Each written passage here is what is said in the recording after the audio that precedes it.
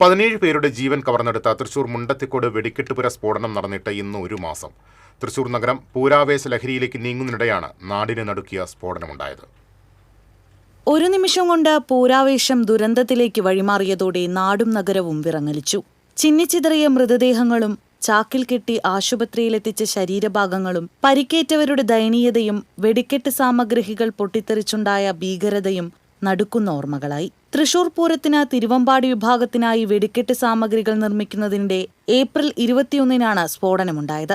വെടിക്കെട്ടു കരാറുകാരൻ കുണ്ടന്നൂർ സതീശൻ അടക്കം 17 പേരുടെ ജീവനാണ് ദുരന്തത്തിൽ നഷ്ടമായത്. ശാസ്ത്രീയ മാർഗങ്ങളിലൂടെയാണ് മൃതദേഹങ്ങളും ശരീരഭാഗങ്ങളും തിരിച്ചറിഞ്ഞത്.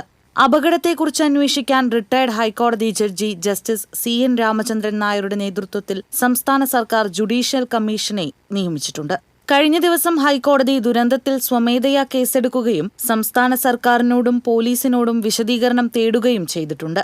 1 മാസം തികയുമ്പോഴാണ് ഹൈക്കോടതിയുടെ നടപടി. മരിച്ചവരുടെ കുടുംബങ്ങൾക്ക് സംസ്ഥാന സർക്കാരിന്റെ CMRDF-ൽ നിന്നും 10 ലക്ഷം രൂപയും NDRF-ൽ നിന്ന് 6 ലക്ഷം രൂപയും കേന്ദ്ര സർക്കാരിന്റെ 2 ലക്ഷം രൂപയും പരിക്കേറ്റവർക്ക് 50,000 രൂപ എന്നിങ്ങനെയാണ് നഷ്ടപരിഹാരം തീരുമാനിച്ചിട്ടുള്ളത്. അതേസമയം സ്ഫോടനത്തെ തുടർന്ന് കേടുപാടുകൾ പറ്റിയ സമീപത്തെ വീട്ടുകാർക്ക് ഇതുവരെയും നഷ്ടപരിഹാരം ലഭ്യമായിട്ടില്ല. TCV news, Thrissur.